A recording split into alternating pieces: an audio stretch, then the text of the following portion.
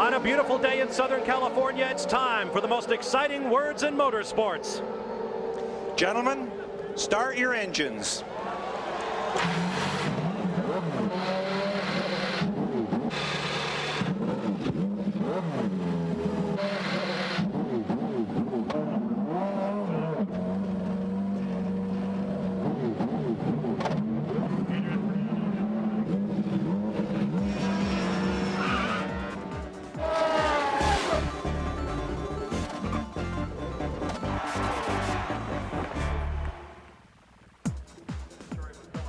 In the world of motorsports, there are races, there are great races, and there are the icons. Welcome to one of the latter, the Toyota Grand Prix of Long Beach from Long Beach, California, round 3 of the PPG Kart World Series for 1997. Hello, everyone. I'm Bob Varsha, along with 1992 winner of the Long Beach Grand Prix, Danny Sullivan. Danny, let's talk a little bit about this race. What's going through the drivers' minds? Arguably, this is the most important race of the season. Well, my biggest fear as a driver was getting into that first turn down there. It's very wide. You come down about 185 miles an hour on that first lap. You're tempted to go for it, and I want to get through there without damaging the car, a nose, a wheel, something, because I got so much of the racing left to go. And as competitive as this field is, that is a very critical spot. We're going to see some action down there. No question about that. We've seen plenty of action already this weekend. Our pole sitter is Gil de Ferran, but getting to that pole proved to be an odyssey for the Brazilians. Yesterday in practice, Walter Salles of Brazil was a slow car that Gil de Ferran crashed into. Neither driver hurt. Let's get to the starting grid. It will be de Ferran on pole, starting alongside Alex Zanardi, who's led both races of 97, but still looking for his first win. On row 2, Mauricio Gugelmin, who's finished all 3 races he's run here at Long Beach, and Scott Pruitt, last week's winner on the streets of Surfers Paradise, Australia. On row 3, a pair of teammates, Michael Andretti. His first career win came back here in 1986, alongside Roberto Moreno, subbing for the injured Christian Fittipaldi. Row 4, more teammates, Brian Herta, who outqualified his boss by 0.04 of a second, and Bobby Rahal, who's competed in every kart race at Long Beach, but he's never won. Row 5, Greg Moore, who finished a close second a week ago in Australia, and Jimmy Vasser, the defending Long Beach champion. On row 6, Paul Tracy. His first kart win came here in 1993, and Raul Boesel making his 10th Long Beach start. Row 7, Parker Johnstone, who finished second here a year ago, his career best. And Mark Blundell from Great Britain, his first visit to these streets. Row 8, Al Unser Jr. This is the worst Long Beach starting position ever for the 6-time winner. And Richie Hearn, his best career finish, a 10th, came here a year ago. Row 9, the rookies, Dario Franchitti and Walter Salles. On row number 10, Andre Ribeiro. His 6th place last week was the Lola Chassis' best 97 finish, and Adrian Fernandez, who made his first kart start here in 1993. 7 of the drivers in this field ran their first races on these streets. Row 11, the rookie Patrick Carpentier, who finished 9th in his debut in Miami, and Michel Jourdain Jr., his first race was here 1 year ago. Row 12, another pair of teammates, Juan Fangio II, the fastest Toyota-powered qualifier, and PJ Jones. Row 13, Paul Jasper, making only his 2nd start in the PPG Kart World Series, and Max Pappas.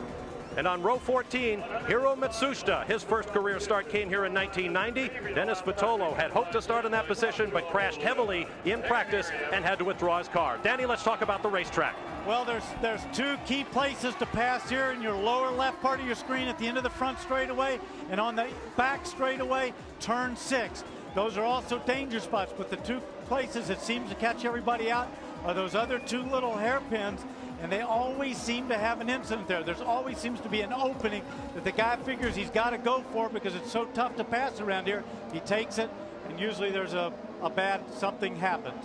Here's a look at our race analysis. The circuit, 1.59 miles around, a temporary street course, and the operative word there, streets. This is not a billiard table smooth racetrack. Race length, 105 laps. The race record, a 99.283 mile an hour average set by Al Unser Jr. in one of his 6 wins. No driver has one more here. The pit window, we're looking for the cars to come in on lap 38. The stories we'll be following, Al Unser Jr.'s frustration. The king of the streets of Long Beach has no points in 1997. Only one other time in his glittering 15-year career in the sport has that happened.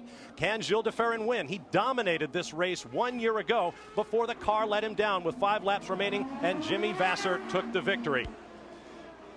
Now let's get down to Jack Arute. Well, Bob, you're talking about the pit window. Well, pit road itself has been the scene of some crazy accidents during the history of the Long Beach Grand Prix, and now they've addressed that.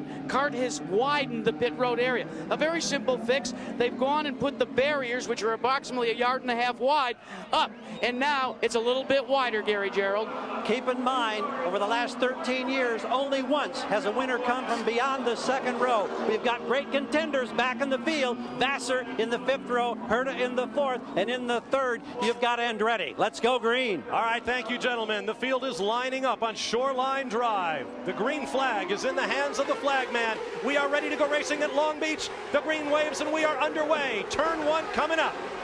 And look at Gilles de Ferran rocket into a big lead. Alex Zanardi and Mauricio Gugelmin behind him. They will be 1, 2, and 3 into turn 1. And it looks like the field will make it through cleanly. Boy, they're bunched up over there in turn 3. Look at that, Al. That was Paul Tracy, I think, almost touched the car in front of him. 6 times over the history of this great race, the leader of the first lap has gone on to win at Long Beach, but it hasn't happened since Al Unser Jr. back in 1990. I wonder if Gilles de Ferran is aware of that. There is Alex Zanardi, whose string of 6 consecutive pole positions, a new record for the PPG Kart Series, was broken by Gilles de Ferran in final qualifying yesterday, and de Ferran never turned a lap in final qualifying.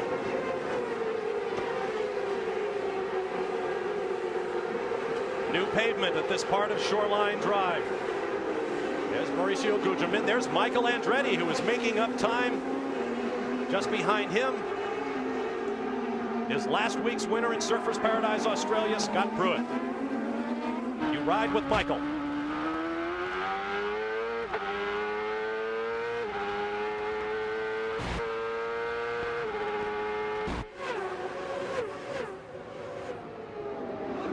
Heavy braking here for turn number 6.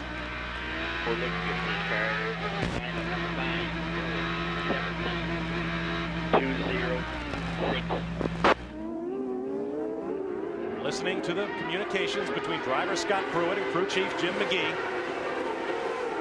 If you were with us a week ago in Australia, Jim McGee nearly jumped off the wall when 2 white flags were displayed before the checkers.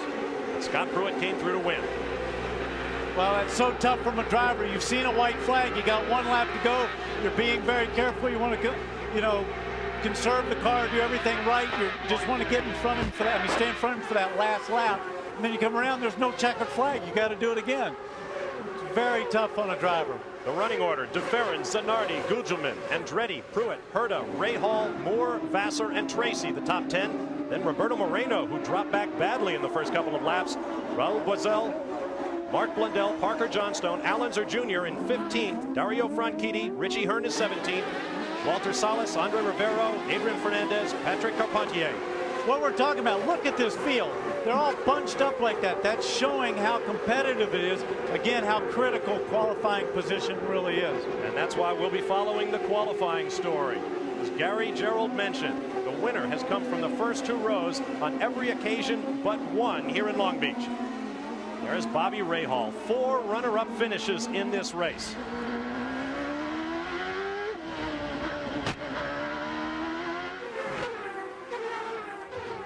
Fast set of sweepers here onto Seaside Way under the exhibition center. Back into the bright sunlight. Oh, and Richie Hearn. He has 2,500 guests here, courtesy of his sponsor, Ralph's Food for Less, and he is in a braking zone there. Yeah, but they'll see him coming around there good and easy and fairly. That's right where the accident was Gilles de Ferran in qualifying, but on the opposite side of the track. They'll have yellows all over the place here. We have a full course caution. Let's get to Gary Gerould. And the radio conversation to the Hearn pit was that the motor simply died. Heartbreak in the opening couple of laps on the streets for the young driver.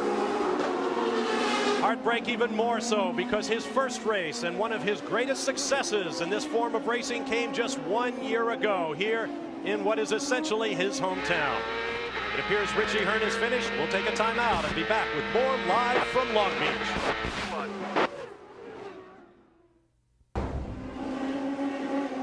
Back live on the streets of Long Beach. Something curious just happened. As I mentioned, we had a full course caution flag. It flew from the flag stand, but then when Richie Hearn's car was pulled off the racetrack down near turn 1, the full course caution was rescinded from the flag stand. Meanwhile, Paul Tracy has gotten around Jimmy Vasser for 9th place. The question is, did he do it while the yellow still waved? Here's Gary Gerould. Well, the team down here backing Jimmy Vasser has made an inquiry to CART officials. They want to know what the situation was. They're waiting for an answer because they thought that perhaps it was an illegal pass. They're waiting for clarification. If we find out, we'll let you know immediately, obviously. Thanks, Gary. Paul Tracy runs right behind Greg Moore. World-famous Shoreline Drive. A lot of new concrete pavement down here, but still very bumpy in that braking zone, Danny. Yes, they did it just into the braking zone. They put a new patch down, and where it joins the old pavement, looks like it's quite rough there. Concrete is not as smooth as you'd like on a racetrack.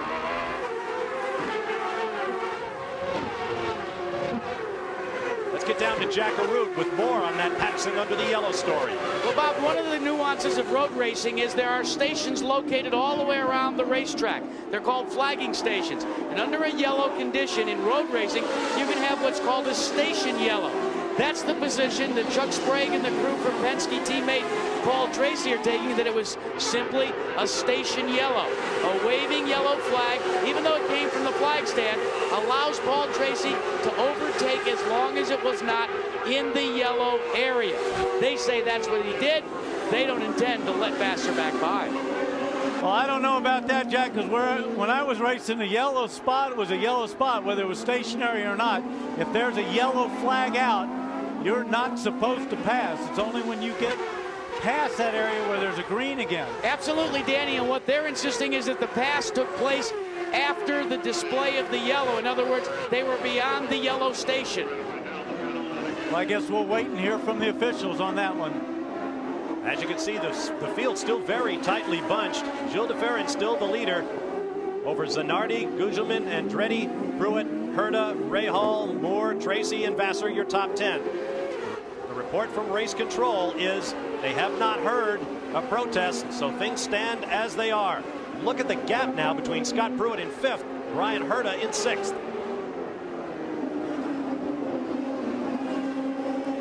Well, the problem is these guys back here are racing too. You know, they got to race the guy in front of them, but they also got to be conscious of the man behind them. And so you got to drive a little defensively so you don't give up that spot as well.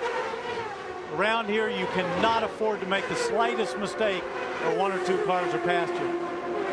Young Greg Moore in that pale blue car just behind Bobby Rahal. 3rd in points coming into this weekend behind Michael Andretti and Scott Pruitt, with a couple of great drives. 4th in Homestead, Florida, and then a 2nd on the streets of Surfers Paradise, Australia. Here's a program note. Next Sunday at 5 o'clock Eastern Time, 4 p.m. Central and Pacific, A Passion to Play, women's boxing, spectacle or sport, here on ABC Sports, looking at the reasons why women fight and why both men and women watch. Michael Andretti with Michael Andretti down in 1. He's got a cut left rear tire. He's going to have to go around, so he's going to lose a tremendous amount of ground, if not an entire lap here. He's got to go slow enough that it doesn't see how it's beating the bodywork there. That is really critical. He's got to slow down some, or he's going to damage the bodywork, and that'll hurt him worse. If you look just ahead of that flapping rubber, there is a suspension part, or at least well, it's not a suspension part. That's a stay for the rear bodywork, which holds that in place, and he's just beating that. Well, he's going to do some damage, and it's so hard as a driver. You think you're going so slow. Look at this. Look at how the speed those cars are passing. He thinks he's doing about 20 miles an hour, and he's probably doing 50.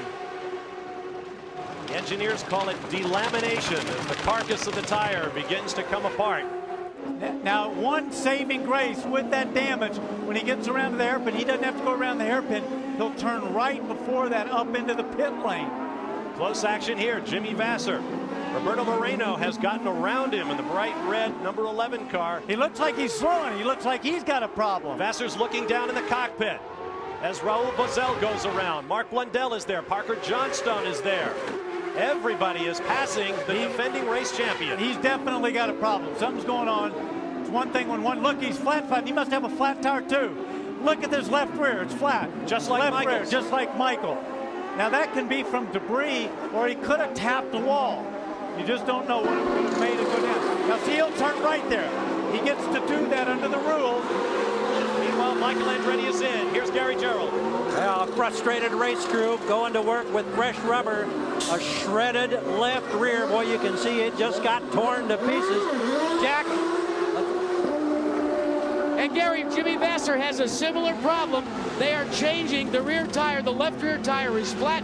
They're having a little bit more difficulty doing it, though. Back to you. Well, the interesting thing here is they both have the same problem, but one's on a Goodyear, Michael Andretti, and Jimmy Vasser's on a Firestone. So it shouldn't be down to a tire. They must have run over something out there on the track. Michael Andretti drops to dead last, number 26 in the field. As our timing and scoring continues to circulate, Jimmy Vasser back on the racetrack now, but he is shown in 24th, a full lap down.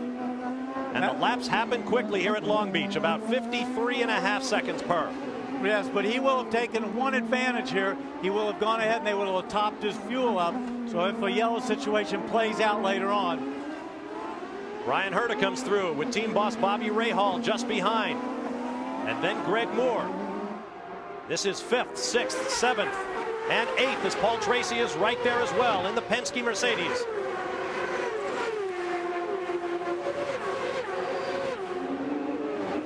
Moore takes a look down the inside of Rahal. As a driver, I never understood why, when I was out there running the same line, racing with the same guy, why one car gets a flat tire and another one does not.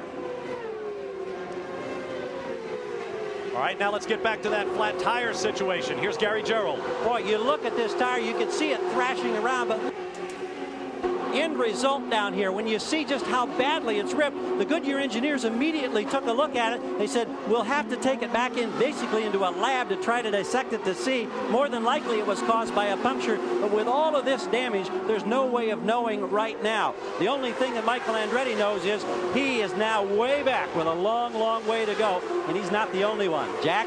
Well, Gary, the Firestone engineers had a little bit easier time of discerning what happened to theirs. You can see the way it's all come apart.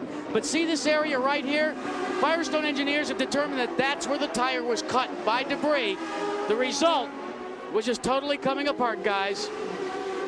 All right, thank you, gentlemen. That battle continues to rage as the crew of 4 turns onto Shoreline Drive.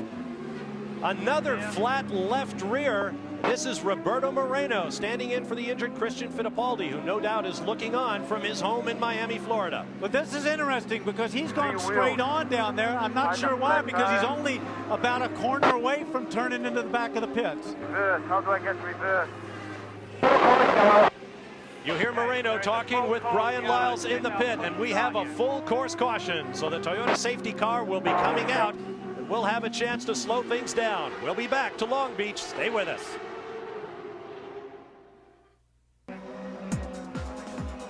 This is the machine of our race leader, Gilles de Ferran, who put the car on pole, but not without some problems along the way. Presently, he is the 3rd on the list of all-time lap leaders on the streets of Long Beach, California.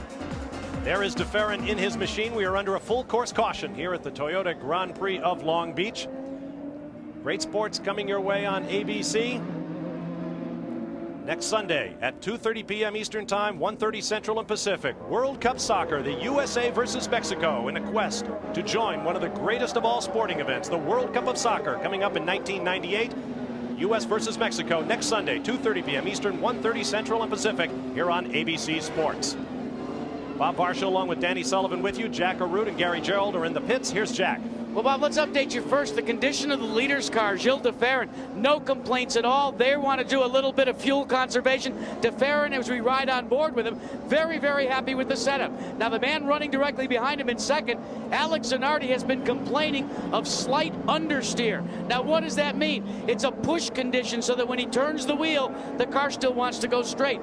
Not something you want, Danny Sullivan, when you have concrete canyons and barriers on both sides of this road course. But that's the condition for both de Ferran and Zanardi. Let's go to Bob. All right, thanks very much, Jack. De DeFerrin is your race leader, a man who is a contender at virtually any race he runs. Gilles talked with us this weekend about the driving forces in his life and his roots in racing. My first love was with the machine. You know, as a kid, I used to really like cars and everything else. I was a little bit of a petrol head, and then I started driving when I was 14 in go-karts back home in Brazil. One thing led to another until I became a Brazilian Formula 4 champion in '87. And I decided to stop school for a while, go to England, see how it worked out, and I never came back. In Europe, DeFerrin began climbing through the minor leagues of racing on the celebrated staircase of talent established by Formula One world champion Jackie Stewart. It was one of the best things that ever happened in my career. I mean, I learned so much from the man, and he took me really from Formula 4 level all the way to what I'm doing now. While racing for Stewart, DeFerrin also met his future wife, Angela, who's expecting their second child in 2 weeks. Rather than holding him back, family life has energized Gilles. It's changed my life. I think every father would attest to that.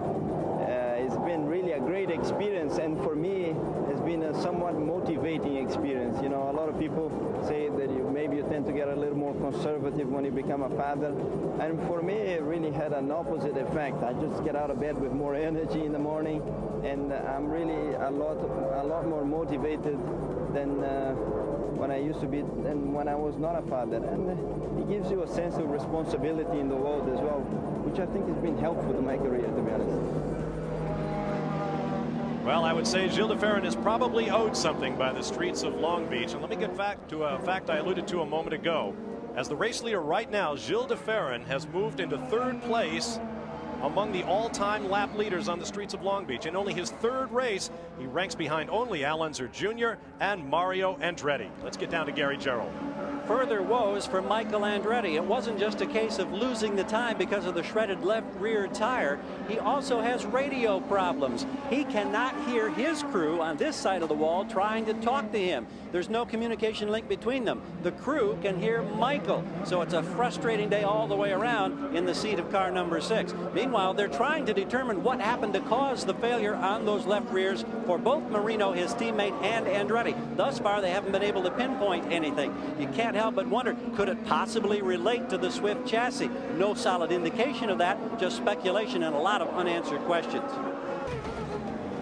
Still under a full course caution as the field makes its way across the start-finish line to complete 21 laps. Cars headed for the pit lane. There is Derek Walker. It's been an interesting 3 races to start this season for that man. Let's get down to Jack Arute. Bob, Gilles DeFerrin, as you alluded to last year, led a lot of these laps, and you even said maybe this track owes him one. One of the things DeFerrin said earlier this weekend was that this is a very difficult racetrack for a driver. He said you're inside the cockpit, you're running as virtually as hard as you possibly can. You think you've gone 200 miles. You look up, he says, and what your radio tells you is you've only gone 25 or 30. He says by the end of the day, you feel like you've been in a gang fight, and your gang didn't show up.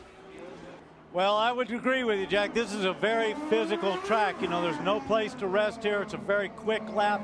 You're always working, and you've got those concrete walls right there as your barrier. Now, they've improved it by moving them back in some corners so you at least got some sight line.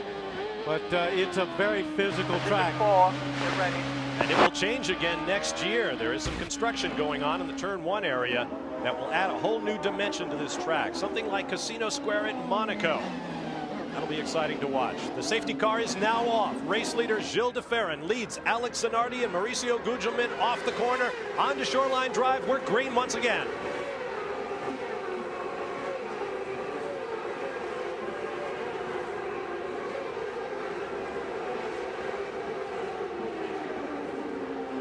Bobby Rahal looks down the inside of his teammate Brian Herta, who locks up the right front.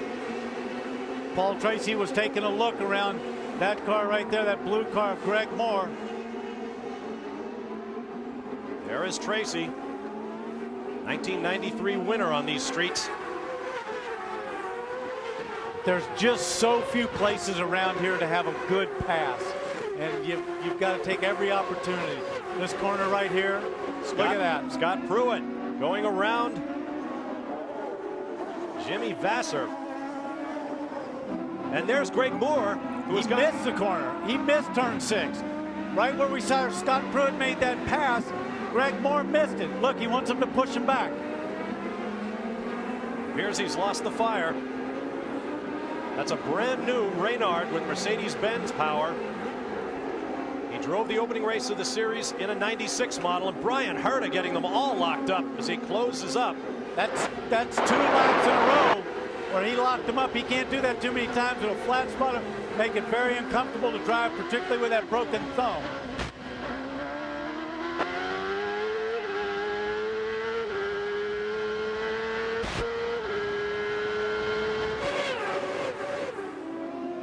That is Vassar just ahead of Herta.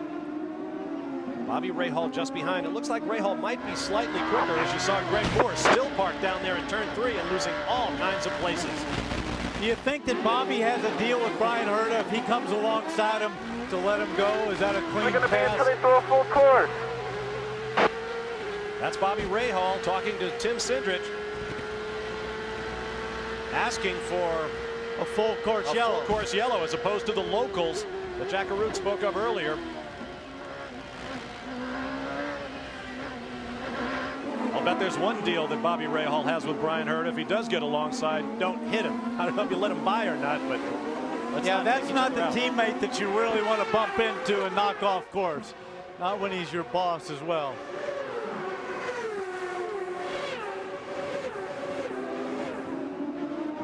This is the area where Moore was off and is still off. Oh, my.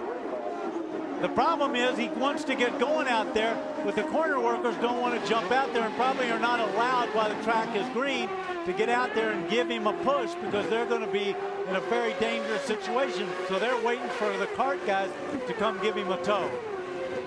Up to 185, 190 miles an hour on Shoreline Drive. Danny Sullivan, you were talking about the need for Greg Moore to get a jump start. That's exactly what the crew is lobbying for down here with kart officials. The players' crew are saying, look, our guy is not wounded, he just needs to be bump started. But the kart official came back and said, until it's safe, we're not going over the wall.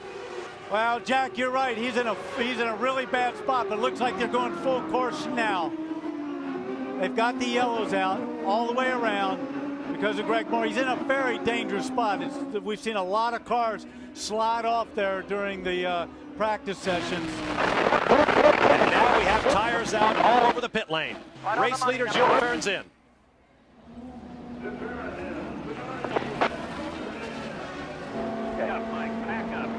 Here's where a pit crew can make up places for their man. We saw lots of places made up in the pits last weekend in Surfers Paradise, Australia. Bryan Herta's team goes to work.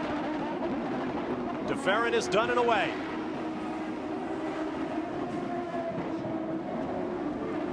There's Alex Zanardi. Zanardi will beat De Ferran out. Let's go to Gary Gerould. Routine service for Alex Zanardi, and Chip Ganassi is going down the pit wall, high-fiving members of his crew. He loved the stop. He is very, very happy, congratulating all of his guys because they responded in splendid fashion. Part owner of the Pittsburgh Pirates baseball team, Chip Ganassi, has reason to be proud of his men, but there's more pit stops to come. Down in turn 1, Paul Tracy and Paul Jasper. Tracy has the fire and can back out. Jasper looking for a push. He may be stalled. And he's also backed in just slightly into that tire wall, but he might not be able to get himself out of there. We're under full course yellow. Paul Tracy comes out of the pits. Jasper's on the racetrack. Paul can't make that turn because he's on new tires. Just touches him. That was unfortunate for Jasper, because he's the one that's suffering from that, and he was on the racetrack doing what he was supposed to do. Well, the yellow is already out as they talk it over with Paul Jasper. It looks like it might not be too badly damaged. There's Paul Tracy at the top of your screen. A bright orange and white car. Raul Boesel shown as the race leader right now with Alex Zanardi second, Gilles de Ferran third. Boesel did not pit. We'll be back to Long Beach after these messages and a word from our ABC stations.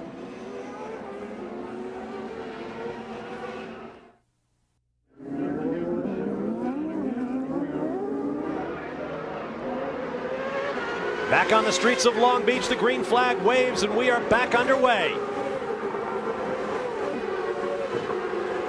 Boy, and that pit stop was really costly for Gilles de Ferran. He's way back in the field. And we have a lot of traffic.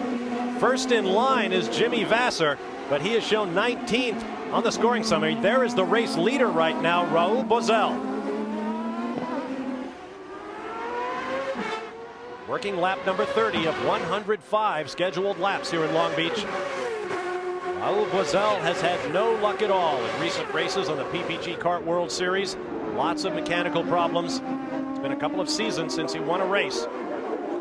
His teammate Scott Pruitt triumphed just a week ago on the streets of Surfers Paradise. Frankly, Danny, I find it hard to believe that Surfers was just a week ago. It seems incredible everything that has gone on in that short period of time. Looking back from Jimmy Vasser's car, Shoreline Drive, 190 miles an hour. Alex Zanardi is second. There is Michael Andretti. He is shown in 20th position. There's Roberto Moreno going around Max Papis. Max Papis, very professional there, moved over, realized those were the race leaders. A ride with Gilles de Ferran, who is third in the race, behind Boesel and Zanardi. Let's get a report from Jackaroo. Well, Bob, while we were away at commercial, Paul Tracy brought his car into pit road. Team Penske looked it over. They were concerned that maybe a steering arm had been bent. A real detailed inspection showed that that was not the case. They have since talked to Paul on the radio, said they have not seen anything wrong, said go ahead and be a little bit patient. But remember, guys, after a little ding in Australia, how well Paul Tracy ran. Maybe we're seeing it deja vu all over again. Well, of course he did, and he liked the car better. It did about changed, I think, the front camera about 90 thou, and he's liked it. They've actually tested it, and they're putting it on the car. It's amazing how you find these things out sometimes.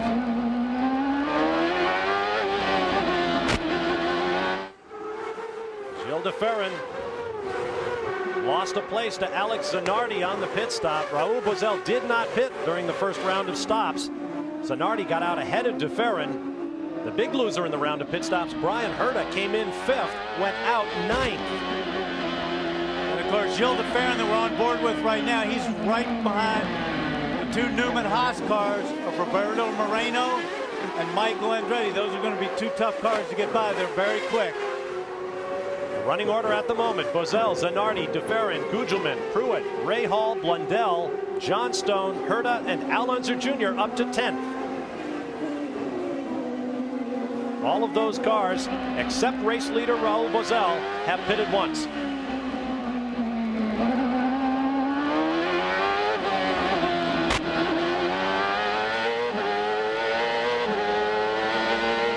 Difficult series of corners there, driving with one hand, shifting with the other.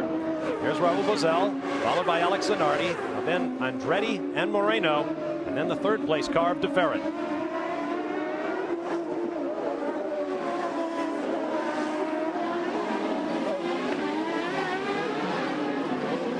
Through the tight hairpin, 29 miles per hour.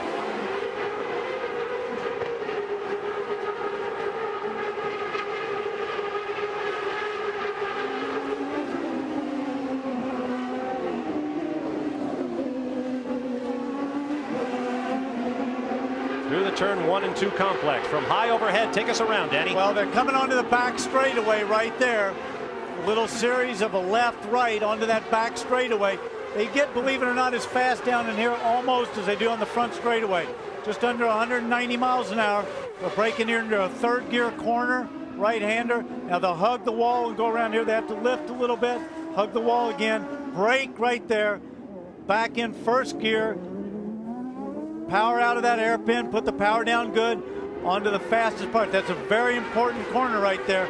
You can put the power down, you're fast down this long straightaway that bends to the right. Incredibly quick down in here. Coming hard under braking. Going from about 195 miles an hour to about 50. A right, a left, a short shoot. Set themselves up for this right-hander. Little short acceleration, lift off, right-hander. Back out onto that back straightaway.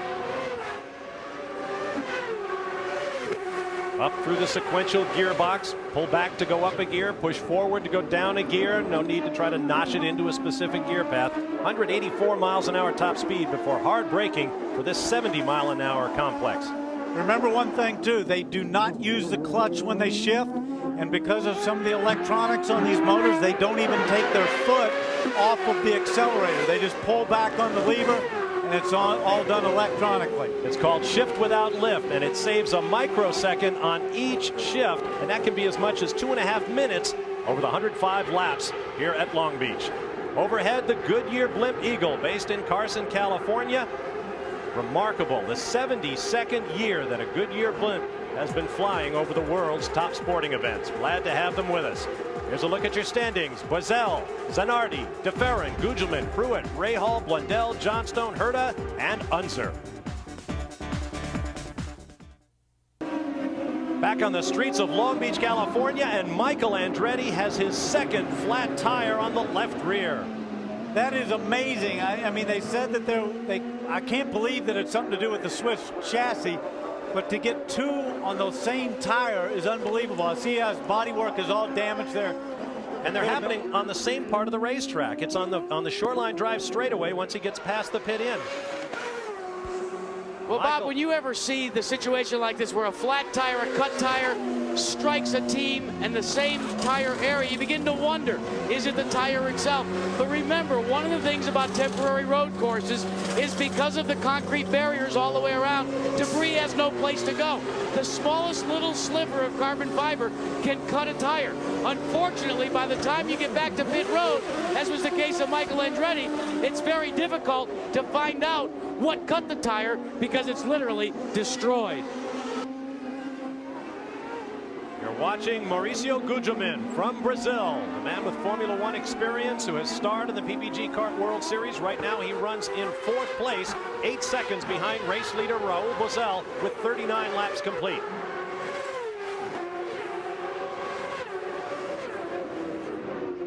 He has dropped back 1 position from the one he started in. Gugelmin, that is, has been qualifying well this year.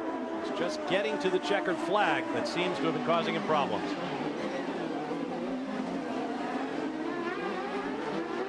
Driving for the Pac West team that has boosted its technical strength over the last couple of seasons to become a force on tour.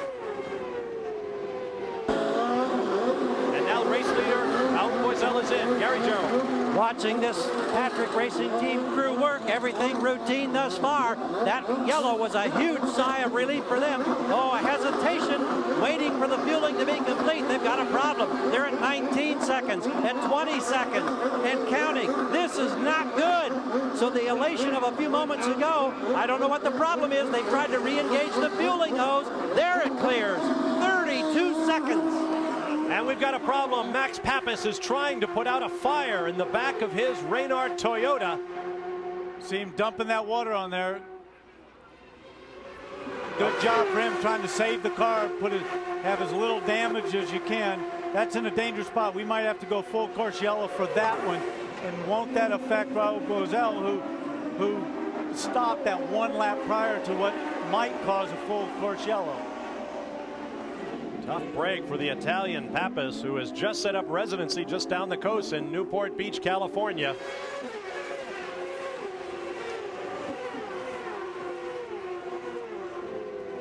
There's Paul Tracy. Tracy runs in 14th position right now. And we have the full course caution. While we have this opportunity, let's talk about one of the activities that has become nearly as popular as the Toyota Grand Prix of Long Beach itself. It's called the Toyota Pro Celebrity Challenge. It took place yesterday. Let's take a look at the highlights. Saturday here at Long Beach means just one thing. The celebrities come out to shine at the annual Toyota Pro Celebrity Race. Stars from television and film, along with former and active professional drivers, take over the paddock to mingle with their fans while getting some last-minute tips from the current stars of the PPG Kart World Series.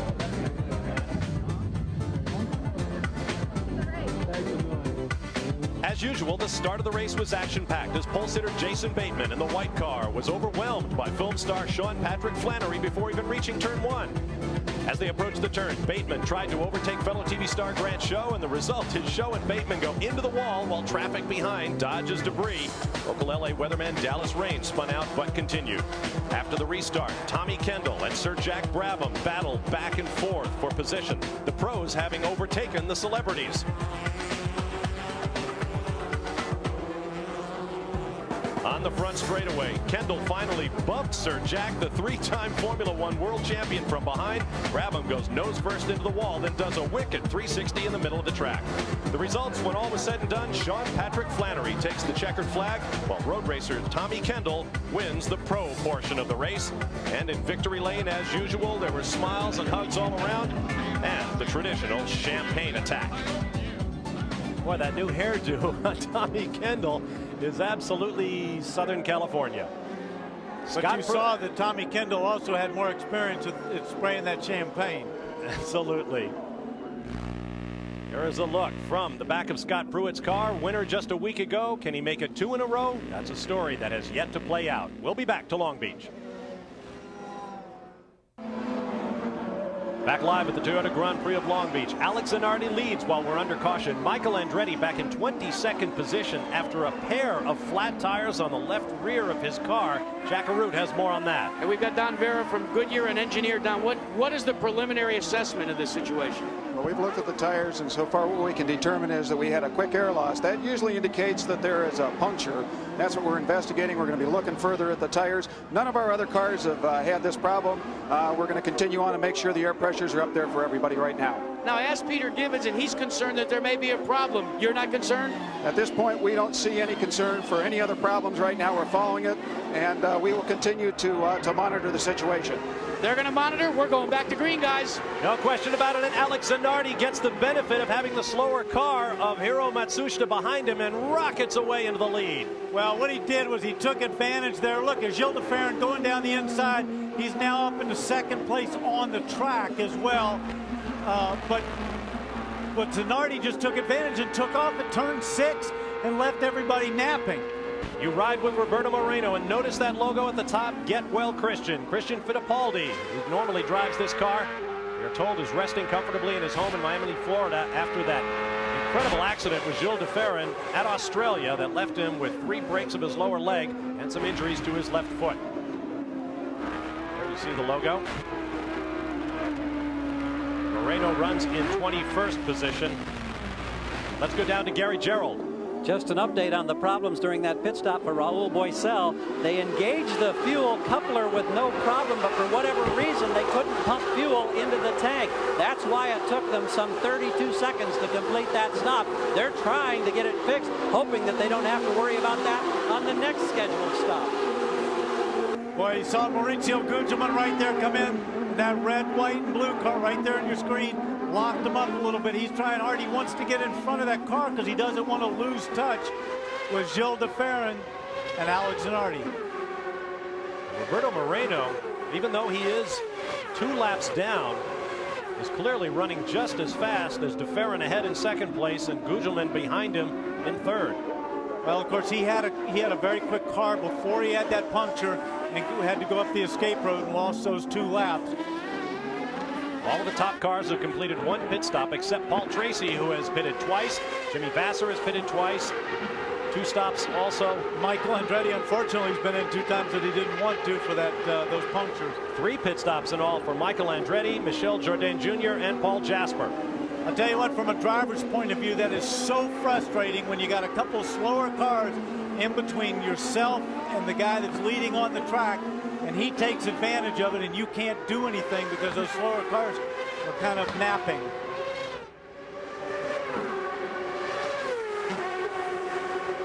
There's Zanardi, the race leader. The 11th race in a row that Zanardi has led, but de Ferran and the cars behind him are clearly closing up on him.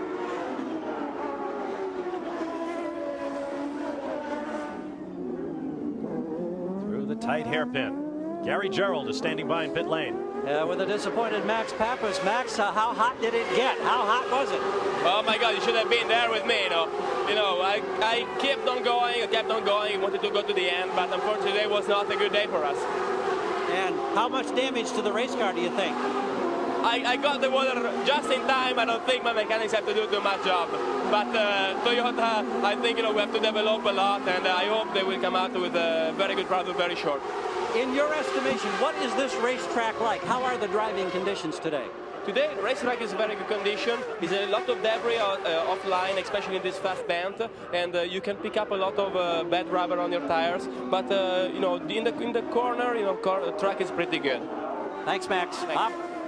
Max Pappas driving for the Arciero Wells Toyota-powered team. This is very much a home race for them. Here is our green race average. This is only the racing under the green flag, 97 miles an hour and change. The record 99.283 set by Al Unser Jr. in 1994. Yeah, Gilles de Ferran is clearly closing up right there. But as you said, Moreno is right behind him. He's not losing any ground. But that is a cushion for Gilles de Ferran because he doesn't have to worry about him back there. If that was Maurizio Gugelmin right behind him, he'd be a lot more concerned. These are the two men who battled through final qualifying. De Ferran sitting on the pit wall waiting to see if Alex Zanardi, the reigning qualifying master on the PPG Kart World Series, could take the pole away from him. De Ferran even got into the car to try to go back out if, in fact, Zanardi beat his time. It never happened, but it was exciting to watch.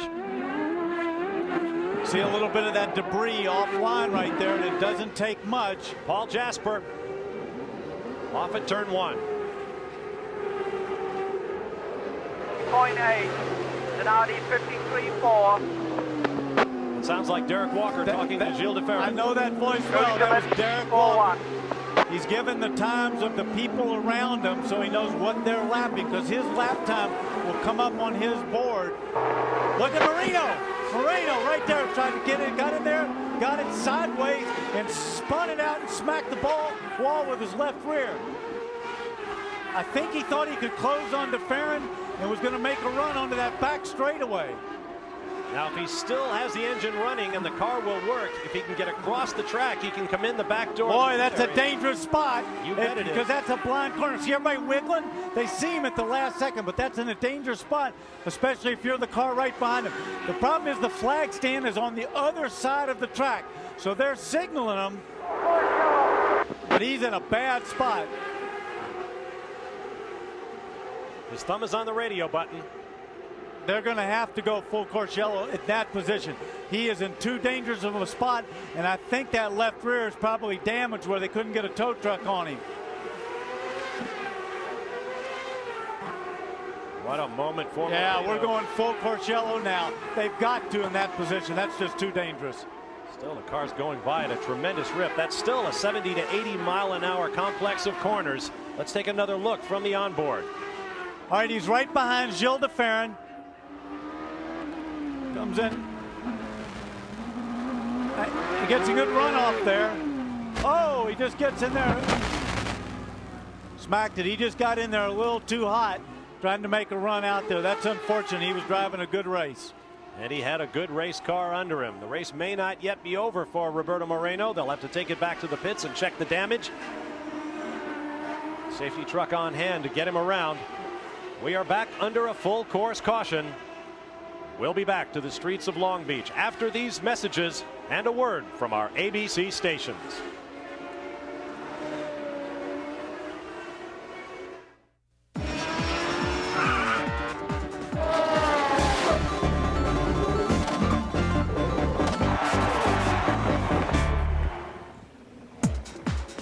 Back live at the Toyota Grand Prix of Long Beach. We are under a full course caution after Roberto Moreno, sitting in for the injured Christian Fittipaldi, hit the wall in his Newman Haas Swift. And we're privileged to have on the telephone with us now Christian Fittipaldi, sitting at home in Miami, Florida, watching the race with us here on ABC Sports. Christian, Bob Varsha, how are you feeling? I'm feeling pretty good, Bob. Obviously, I'm very upset that I can't be a part of the race, but the accident could have gone a lot worse in the surfers, and I'm happy in that sense. And hopefully in a couple of weeks, I'll be back in the car again. Well, Christian, this is Danny Sullivan. I hope you don't mind seeing your car go away on a hook like that. And it was a small accident, but it's been a tough weekend for the Newman Haas team, and I know you wish you were here. How do you feel? How does your leg actually feel? The problem is, Danny, that I broke my leg in 3 different places, and I broke my foot. So it's very hard for me to wander around my house. I have to stay pretty quiet because I can't really step on the floor because I have my right leg broken and I have my left foot broken. And hopefully the left foot is going to be okay in about a week and a half. And then I can move a little bit better. And have they given you some kind of a time frame of when you can start doing some rehabilitation or doing anything? Rehabilitation, hopefully, Dr. Steve Olby, which is right here next to me, is going to let me jump in the swimming pool in about 2 or 3 days, and then I can start working very, very hard. And to get back in the car, I think it's going to be in between 8 to 12 weeks. Well, we certainly wish you luck, and of course you're in great hands with Dr. Olby, and please give him our regards, and we hope you get back soon. You know, the series misses you, and I'm glad that everything worked out okay, especially after seeing that accident. Well, thank you very much, and as you said, I'm also very, very happy that everything worked really well. It could have been a lot worse for me. Thanks very much, Christian. We wish you well. Now, we should also point out that CART's chief steward, Dennis Swan, remained in Australia. In fact, remains there at this point, having some medical problems taken care of. Dennis, we're thinking about you too. We wish you get home soon and get well very soon indeed. Field beginning to bunch up. We expect a green flag shortly. Here's the incident that brought out the yellows. As Roberto Moreno comes, there's the first car.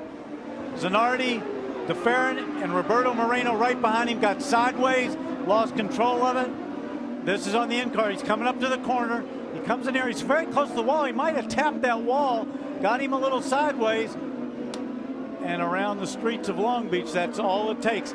Now we're coming up this restart. Zanardi does another good restart, but I don't think he got as big a start as he'd like on Gilles DeFerrin. Zanardi is absolute magic coming out of that hairpin. But DeFerrin is right there. We'll see if he can close up just again, as he did on the previous restart. Behind DeFerrin, Mauricio Gugelmin is 3rd, Scott Pruitt 4th, Bobby Rahal 5th, Mark Blundell is 6th, Parker Johnstone up to 7th, followed by Brian Herta, Alan Zer Jr. now in 9th, and Dario Franchitti, the young rookie from Scotland, runs in the 10th spot. He leads the rookie standings as we come into this 3rd event of the season, tied with Patrick Carpentier. Carpentier runs 14th right now.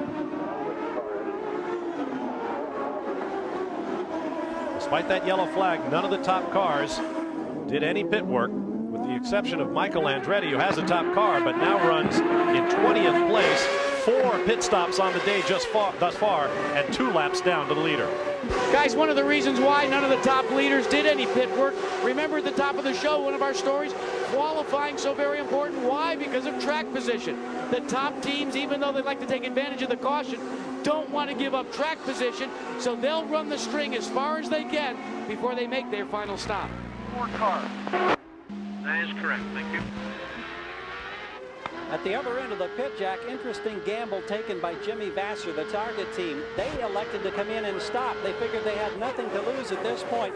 They're hoping that they're going to lean down with the fuel mapping. They've got to go 50 laps to make it to the end, which would be a huge undertaking, but they're gambling they can do it, while all of the leaders will have to make a second stop. So the dice have been rolled by Ganassi for one of his cars. Now there's Gualter Salas, the young Brazilian rookie who was involved in yesterday's practice crash with Gilles DeFerrin. That astonishing wreck. He too appears to have stalled the car. That's in turn 1. Now he is just off of the corner. See the skid marks going right in there where he's trying to stop, so he's obviously braking in there very deep. A report from one of the corner stations, he might have been assisted into that position. While up front, buffeted by the washboard surface of these streets in Long Beach, Alex Zanardi with Gilles DeFerrin definitely closing up. The top 2 cars are identical in terms of chassis and engines. Both are Reynard Hondas. The difference is tires. DeFerrin on Goodyear, Zanardi the race leader on Firestones.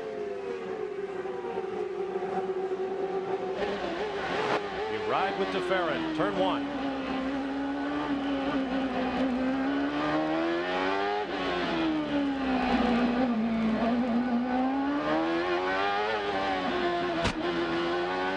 Seems to be very smooth through that section. Not a lot of effort there, not a lot of understeer in the car. Puts down the power well.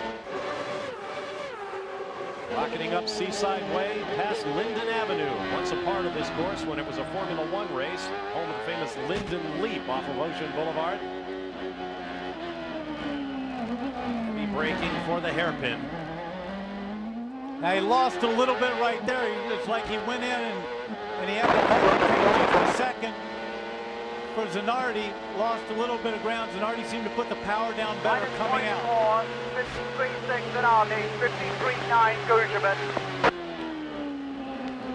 That was the voice of Derek Walker once again, giving Zanardi and Gugelmin's lap times. Now, moments ago, there was a problem involving Dario Franchitti on the left and Al Unser Jr. on the right down in turn 6.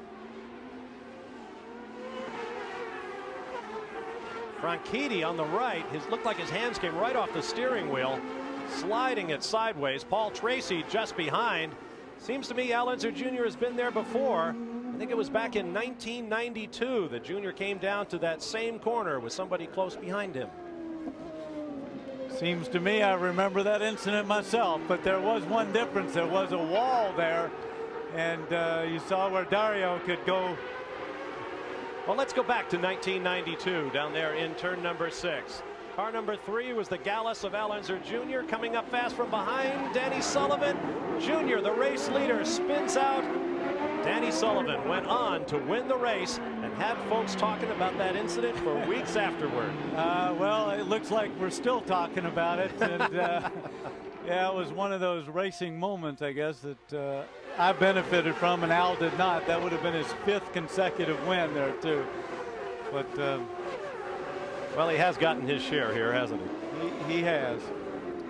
Now you see Unser Jr. in 9th place right behind Brian Herta. Dario Franchitti lost some positions, dropped back to 12th. There you see the top 12 with Franchitti bringing up the rear. We'll be back with more live from Long Beach.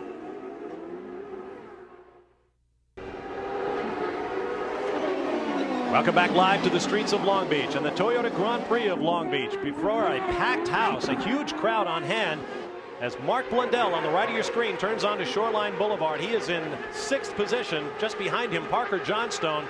And they have been nose to tail for the last couple of laps through turns 1 and 2. Here comes Brian Herta from 8th place.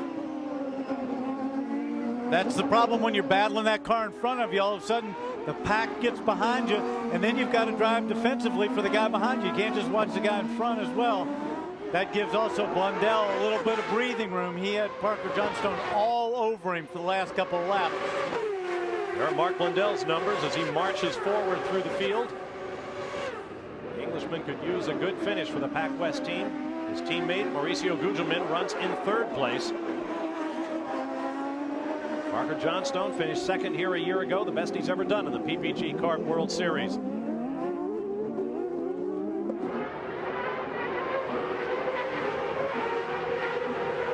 Past the marina. Now let's update you on some of the stories we promised to follow at the top of the show. Al Unser Jr.'s frustration, the 6-time winner, started 15th, got up to 9th, but just pitted, and back to 16th goes Little Al. Can Gilles DeFerrin win? He started on pole, currently runs 2nd. And Daniel, let's talk about the importance of qualifying. Our top 4 qualifiers, DeFerrin, Zanardi, Gugelmin, and Pruitt, run 2nd, 1st, 3rd, and 4th. Well, it just goes to show you, wherever you qualify, that's the pack you're probably going to run with. Look at this. Oh, he's trying the outside. That green and white car is Parker Johnstone trying to get around Mark Blundell. But the qualifying is so critical because as you're seeing throughout this field, everybody's racing nose to tail. And that's probably how they qualified. They're in this bunch, and they just can't get by the car, even if they've got a quicker car. Pit stop for Mauricio Gugelmin, who came in 3rd place. The suppose that's another thing about having to make green flag pit stops when everyone is so competitive. You lose a lot of places in the pits. Well, you do, but if it stays green, everybody loses that, and it'll readjust itself, you hope, if you have a good stop. But qualifying, as we said earlier, the winner in this race, all except for one time, has come from the top 2 rows, the top 4. And the one guy that was out was Michael Andretti, who won it from 7. So that wasn't very far back. Of course, yellow flags are a part of racing on temporary circuits with the concrete walls right there at the edge of the racetrack. Nowhere to go except for turns 1 and 6 if you have a problem. One thing you see is you can be fast and you can catch that car, but catching him and passing him are 2 different things. There is John Stone, once one of the most talented young musicians in the city of Oakland, a member of the Youth Symphony, where he was the first chair in trumpet, and embarked on a long career of racing sedans and sports cars before getting a break in the PPG Kart World Series, and he is making the most of it.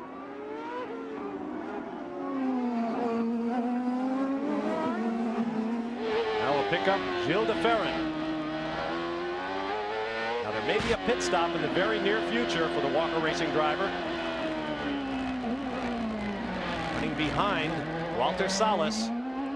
Pit entrance on the right. No, he will not take it. And that was Derek Walker telling his men. It was a sensational stop the first time. They're going to make one change on the wing to impact handling. There's the turn. They go up 1 turn on the left front. Waiting, rolling. Got him in 12.2 seconds. Moment there as Zanardi came out very nearly into the path of Parker Johnstone, who had a similar incident in the pits with Paul Tracy just a week ago.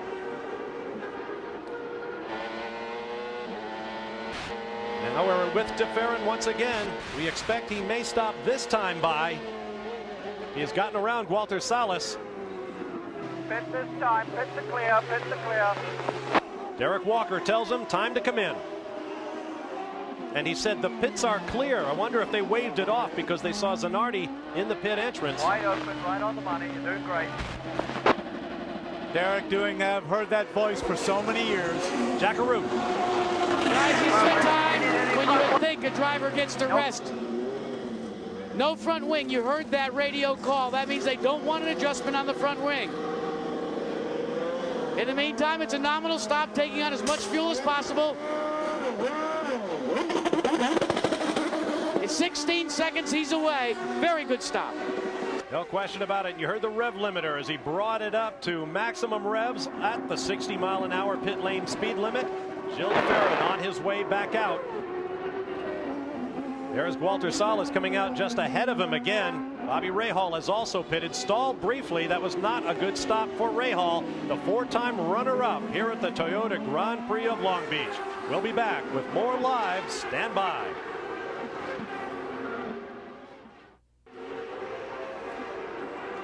Back in Long Beach, high overhead with the Goodyear Blimp Eagle, based in Carson, California. The old joke goes, you aren't a legitimate sporting event if you don't have the Goodyear Blimp overhead. Why? 72 years a Goodyear Blimp has been flying over the world's great sporting events. Here on the streets of Long Beach, the 23rd edition of one of the greatest events in motorsports. Our race leader is Raul Boesel, who is pitting out of sequence and has made only 1 stop thus far in this race. There's the race leader, trying to make it 2 in a row for veteran car owner Pat Patrick and the Brahma Sports team.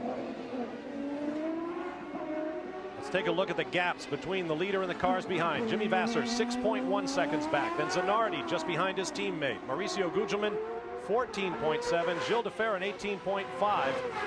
Let's get down to Jack Arute. There's been action in the pits. And this is not a good day for the Kmart Havoline car. The Swift, not a problem, but it seemed to be a problem with tires, Michael. Yeah, I don't know. There's something wrong. We exploded 3 tires, and we figured 3's enough. We might, we were lucky enough not to put it in the wall, so, go to the next one. But I also want to say hi to Christian and tell him to hurry back. We had to talk to Christian on the phone. He's back in Miami, as you know. But the question that comes to mind is, did you have any warning, or did they just go? Just blew. I was very lucky with the 2 on the front straightaway. How I didn't spin, I don't know. I was just very lucky. Well, your son drove his first go-kart race today, or this week. How'd he do? Well, unfortunately, he didn't do it. He's going to do it in a couple weeks. They were repaving the track or something, so. wouldn't you know it, a racer has to wait for the track to get ready, guys. All right, thanks very much, Jack. I was sure Marco was out racing today. That's what I was told anyway. Meanwhile, Raul Boesel looking to end a long streak of rotten racing luck.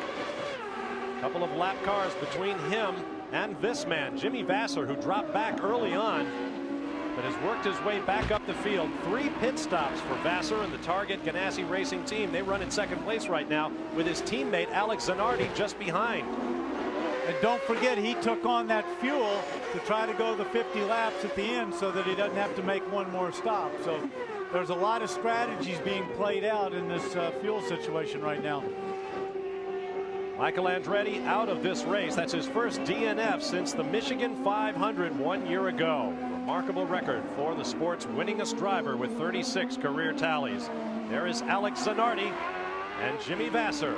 Here's a look at the top 12. We'll be back after these messages and a word from our ABC stations.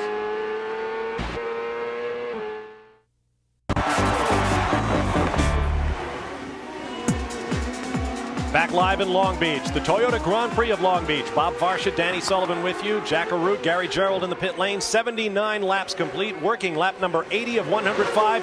There is Paul Tracy with teammate Al Unser Jr., the 6-time winner here in Long Beach. Just behind him, they run 7th and 8th.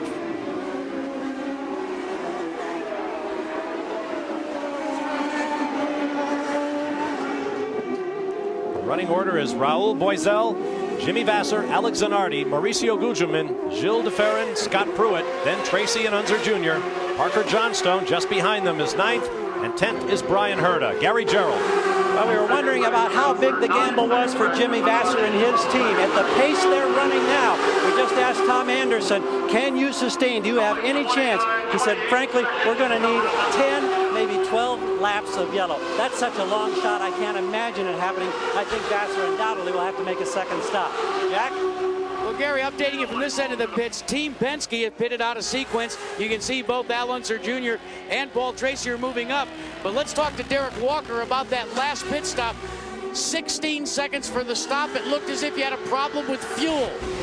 Yeah, we do seem to. We're not quite sure why, but it took quite a long time to get that fuel in, and obviously that's what hurt us. Now, obviously you have enough to go the distance, but can you turn it up wide enough to try and overtake? We're beginning to do that now. It's going to be a job because obviously there's quite a long way to go, but we're giving it a try for sure. Guys, you always know they use that cliche, won and lost on pit road. Well, consider this fact. When you're turning at about 160, 170 miles an hour, if you lose a second on pit road, you lose about 70 yards out on the racetrack. Thank you, gentlemen. Gilles de Ferran, presently shown in 5th position, goes around Paul Jasper, who's had a couple of excursions into the tires down in turn 1. There's one other problem, Jack, as you mentioned, you know, you can go fast, and Gilles de Ferran might close up right now on Mauricio Gugelmin, but he's still got to be able to find a way to get past him. And passing around here is tough at best.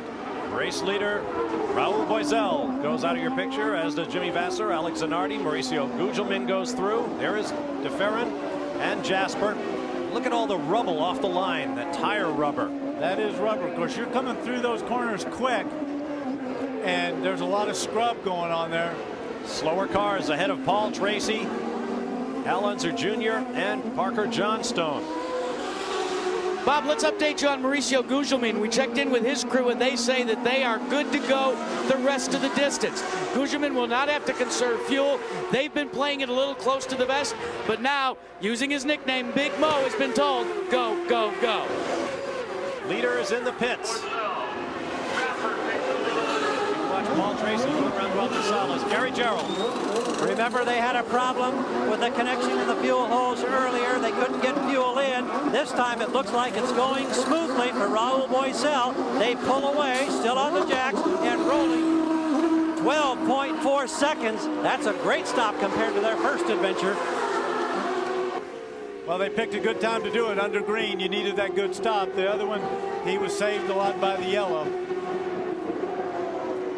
Now Jimmy Vasser is into the lead. And keep in mind, we've just reported that we need, or he needs, some yellow flag time if he's to get to the checkered flag on this load of fuel. The defending champion is back where he wants to be.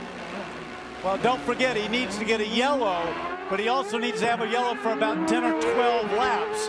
That's a pretty good size yellow. To 185 miles an hour on Shoreline Drive. Here's a program note. We've got great boxing coming your way on ABC's Wide World of Sport. 2 great bouts on the Valvoline Professional Boxing Series, including a 10-round heavyweight fight between undefeated Michael Grant and Lionel Butler, and a 10-round women's bout featuring Yvonne Trevino and Brenda Rouse. And on Wide World of Sport Classic, we'll take a look back to 1964, the All-American Soapbox Derby, coming your way Saturday on ABC's Wide World of Sports. Vassar to Zanardi, and then look at the gap back to Mauricio Gugelmin, Gilles de Ferran. The third car in line is a lapped car.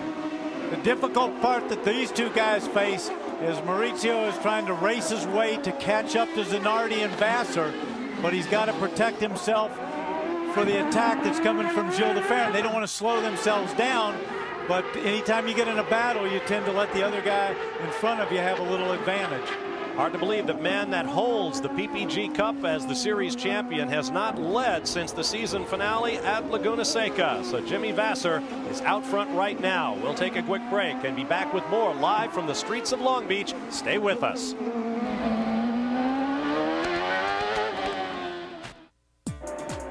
2 weeks from now, the PPG Kart World Series will visit the short oval, Nazareth Speedway in the Pennsylvania Hills, where last year Paul Tracy had pit problems. Michael Andretti came into the race looking for his first race of the year, and on his hometown track, he got one. The Bosch Spark Plug Grand Prix from Nazareth coming your way April 27th, 2 p.m. Eastern Time. Jimmy Vassar waving from his race-leading Reynard Honda. I'm not so sure that was a wave of friendliness. He might have been waving to the flag marshals to put some flags out here and let them know. I mean, he's trying his hardest, and he's got a teammate, Zanardi, behind him. He's trying to stretch as much ground as he can, because if he has to make that stop for a splash of fuel, he doesn't want to lose a lot of ground. Here's a look at our race summary with less than 20 laps remaining. Vassar in the lead, averaging under green 101 miles an hour, 4 leaders, 5 changes, 4 caution flags for 19 laps. Cars out of the race. Richie Hearn, Juan Fangio for Dan Gurney stable. Congratulations to racing legend Dan Gurney on his 66th birthday today. Also out of the race, Max Pappas, Roberto Moreno, Greg Moore, and Michael Andretti. And Michael Andretti is the points leader coming into this race, so the points could take a beating. Andretti is out. Second place in points, Scott Pruitt runs 5th. Greg Moore, third in points, is out of the race.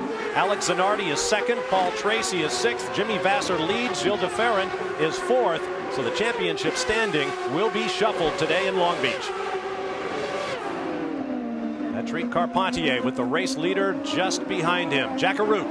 Bob, start counting down for your leader, Jimmy Vassar. I just spoke to Tom Anderson, asked him if things looked any better. Remember, Gary Gerald reported that Vassar would need about 10 laps of yellow. He said, if we don't get it soon, we'll have to come in within 4 laps to take on fuel. So the ticking time bomb has started here in the Vassar pit. Vassar goes by Patrick Carpentier, tied for the lead in the rookie standings with Dario Franchitti, who runs 14th. Carpentier is 16th. Neither man in a points position right now. So Jimmy Vassar has the lead. Remember, Alex Zanardi just behind him there and closing. Appears to have all the fuel he needs. Well, Alex got a break in traffic, and then Carpentier moved over for him, which had to have frustrated Jimmy a little bit. Looking back from Jimmy Vassar's car at his teammate.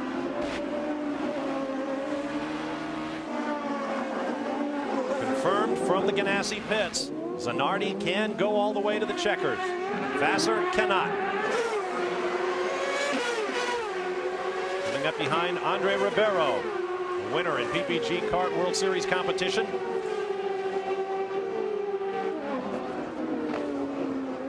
Down in the Target Ganassi pits, Jimmy Vassar's crew counts the laps, knowing what they must do to salvage their man's race when he comes in. It's going to have to be spot on. And of course, that will be a timed fuel stop, meaning they will time how much fuel they want to flow into the car, so they have just enough to get there. They don't waste any time in the pits, but he's got enough fuel to run strong the rest of the way. And the man with that fuel hose has to hit it right on the button. See, this is very frustrating for Jimmy right now. He can't get by those cars. Took a chance right there, but look who's right behind him. Well, Zanardi offline. We saw Allenzer Jr. spin in practice or qualifying by getting offline there in that corner. There's the gap for Zanardi, closing up behind the leader. That gap is not that big right now. It's not 1 second. Now, surely Zanardi knows that his teammate has a pit stop coming. Oh, for sure. Their team has awarded him. I think that's why he's probably not pressuring as much. He's more concerned on what's going on behind him because Vasser has to stop, and he's aware of that. And not only that, Danny, but the radio call has just gone out to Jimmy Vasser that he is going to have to come in the next lap. So we're watching the lead evaporate as they work down the back part of the course. Current kart PPG World Series champion Jimmy Vasser is out of fuel or pretty darn close to it. Yeah, Alex Zanardi's concern right at the moment is what's going on behind him. No stop this time. Jimmy Vasser's going to go. Well, he said one more lap. That could have meant after this lap, we're going to do one more. Well, Danny, what they're actually doing is they're conserving fuel again. They've turned the fuel mapping down, trying to squeeze one additional lap out. Remember, Tom Anderson said it's a countdown right now. They're still looking for a full course yellow or a yellow of any kind to try and slow the pace. Well, and of course, who this is affecting a little bit, Jack, is that man Alex Zanardi, because I believe, look at this, DeFerrin has gone off. From fourth place, and he stalled it. He just stalled it. You saw it jerk forward. He just stalled the car. Oh, fourth spot. Has Long Beach done it again to Gilles DeFerrin? Oh, he is very frustrated right there. Vasser, pit entry on the right, and he heads in. Race leader is in. And he is in the first spot. So he has to get on the binders quick, hit the mark. They have a little bit of trouble adding the fuel. They haven't gotten it in yet. That took 2 additional seconds. Waiting for the fuel to come back. He's off and away in 8.4 seconds. It should have been about 4.4. That's right. It cost him about 4 seconds there. 4 seconds on this track with the traffic out there is going to be a big problem. Vassiter drops down the leaderboard, but there is Gilles DeFerrin, who was in fourth place when Long Beach jumped up and bit him once again. After dominating the first 100 laps of this 105-lap race a year ago, the car let him down then. Now he has spun off and stopped down in turn number 1. There is your new race leader, Alex Zanardi, looking for his first victory of the year. Will he get it? We'll be back with more live coverage of the Toyota Grand Prix of Long Beach. Back live in Long Beach, the Toyota Grand Prix of Long Beach, race leader Alex Zanardi going around the lap car of Paul Jasper. 7 laps to go, this time across the start-finish line for Zanardi, looking for his first victory of the season. Mauricio Gugelmin runs second, Scott Pruitt third, Allenzer Jr. up to fourth, Parker Johnstone fifth, Paul Tracy is sixth. Now let's find out what happened to Gilles DeFerrin moments ago. Into the front straightaway, in there deep. Whoa, locks up a tire. Oh, and smacks the tire wall, knocks his wing and his suspension off on the left front. Let's get down to Gary Gerould in DeFerrin's pit. Derek Walker, what did your driver tell you on the radio? Well, not really much, Gary. He just radioed in and said we're in the tire wall, and that was about all we got. Obviously a tough day for everybody. We've had a good car, and we didn't bring it home where we wanted to be. You've got to feel like this place owes you something 2 years in a row now where you've been such a strong contender. Well, it is a pretty good racetrack for it, but no good if you can't finish, and obviously today we didn't do it, so we'll have to try again another year. Thanks, Derek. Thank you. Obviously very disappointed there. Second DNF of the year for DeFerrin. You just saw the race leader. Second place, Mo Gugelmin. Passing Paul Jasper, who waited for him to go back, very professional. And here comes Scott Pruitt in third place. There is Allenzer Jr. in fourth position. And right behind him is Parker Johnstone right there in fifth. Well, this has to be encouraging for Allenzer Jr. Win or not, he has struggled so much this year with Only one other year in the last 15 has Al Unser Jr. gone the first 2 races of the year without scoring championship points. It looks like he'll get a big handful today, and I'm sure they'll be welcome. Parker Johnstone right there behind him, running in 5th.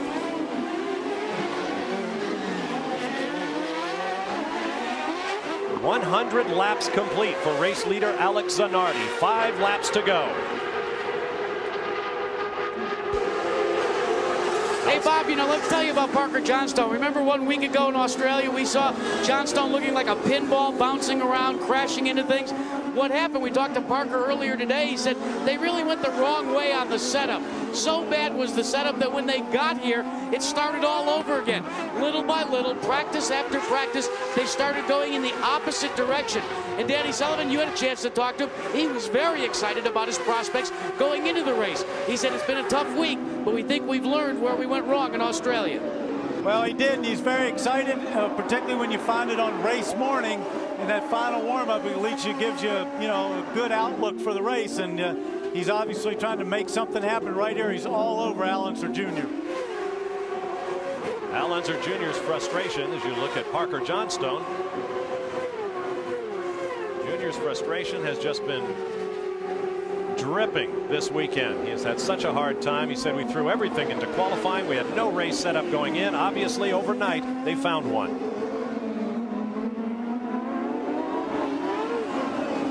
Paper debris from Gilles de Ferran's accident still litters turn 2.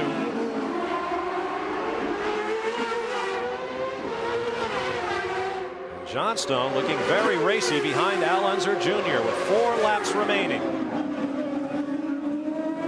Of course, with 4 laps remaining, let me tell you, as a driver, your car gets awful wide at that position. Like we said, it's one thing to catch him, it's another thing to get by him, but Parker is all over him. He struggled a little bit to get by Blundell. He tried inside, outside. I think he's going to have his hands full here with little Al. He's got, that close to the checkered flag. You get awful tough. 3 laps to go. Jimmy Vasser currently shown in 9th after that splash and go pit stop. Slower traffic up ahead now. And that can dictate a lot there. Paul Jasper just ahead of Al Unser Jr. Jasper running 19th, 6 laps off the lead. Jasper gets out of the way. Parker's got a run on him down this back straightaway, so he's going to have to go to the outside. Been in that position with little Al myself. At that very corner. Johnstone having the best run of the season with his new team, Barry Green's outfit, that took Jacques Villeneuve to the PPG Kart World Series Championship just a couple of seasons ago. And Jacques Villeneuve won the Formula One Grand Prix of Argentina today. Congratulations to him. Walter Salas pulling off with a flat left rear tire. Fortunately, he got it off the track. 2 laps to go. P.J. Jones and Dan Gurney's All-American Racers Eagle Toyota just ahead. Excuse me, Reynard Toyota. We expect the Eagle later on this year. Just connect the names. Look at this. Parker has really came out of there quick. Slid it out of there.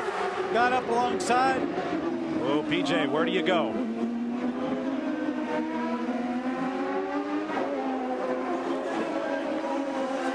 PJ seems like he's holding his own right there as well, but white flag lap. 1 lap remaining. 1.59 miles for Alex Zanardi. And we just have a yellow down here and an oil flag down at the first corner. Can't pass there, Parker, not with a yellow flag. He knows he has to sit behind. See Al get a little sideways there. It must be slippery, a little oil down there. His back end stepped out. Thought I also saw a little blue tire smoke there. There is race leader Alex Zanardi. A year ago, victory went to his teammate Jimmy Vasser. Today, it appears it will be Alex Zanardi's turn. The victory will be the 4th of his career, first of the season, 10th for the Target Ganassi team, and with it, a $5,000 donation to the St. Jude's Children's Hospital in St. Louis. Now here's the battle. Last year, Allenzer Jr. finished third behind Parker Johnstone second. Right now they run fourth and fifth with the Shoreline Drive straightaway ahead of them. It's a drag race to the finish, and it appears Allenzer Jr. will take it. Zanardi, Gugelmin, Pruitt, Unser Jr., Johnstone, your top five. And the crowd is on its feet in salute of Alex Zanardi. He did not get the pole, but he picks up the win. We'll be back to interview the latest winner of the Toyota Grand Prix of Long Beach. Stay with us.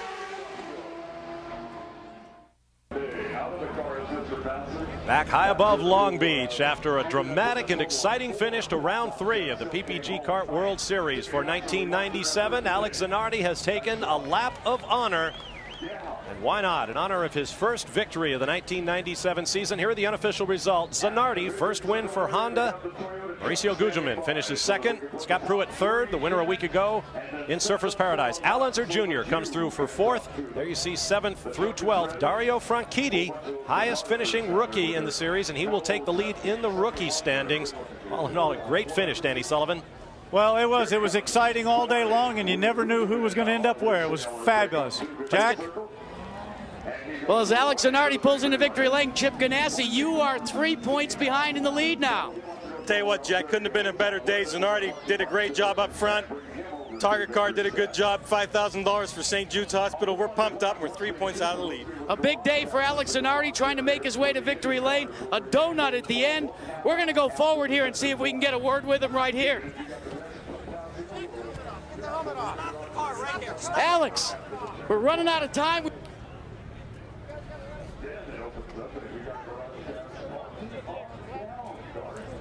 Oh, it appears we're back. Trying to pandemonium here. Go ahead and leave it on, Alex. Congratulations, we're running out of time. Thank you. Tell us about the donut after the checkered flag. You did a donut down there in turn 1. What was that all about? The crowd here were amazing, and I had to please them a little bit also. So it's fantastic. I mean, we've been close for the first 2 races to win, but this now is our, and nobody's going to steal it from us. Now, in Australia, a rumor went out that when you were out of racing, you told kind of as a joke that you drove a pizza truck. Let's put that one to rest here. That's not the case, was it? I'm Italian, I eat a lot of pizza, but I don't drive a pizza truck. I think that's a very good way to end victory lane here today, guys. Alex Zanardi, victorious here in Long Beach. Gentlemen. Alex Zanardi, a crowd salute at the end of the race. Here are the point standings. The championship after 3 of 17 races. Scott Pruitt moves into a 3-point margin over Alex Zanardi. Michael Andretti drops from first to third. It's going to be a great championship. We hope you'll be with us every step of the way here on ABC Sports and on ESPN. The 23rd running of the Toyota Grand Prix of Long Beach is now complete. Be sure to be with us for the next round of the series, April 27th from Nazareth Speedway in Pennsylvania, the Bosch Spark Plug Grand Prix, 2 p.m. Eastern Time, April 27th. So one of the world's great racing venues has produced another great race, and it will for years to come. I'm Bob Varsha for Danny Sullivan, Gary Gerould, and Jack Arute. So long from Long Beach, California.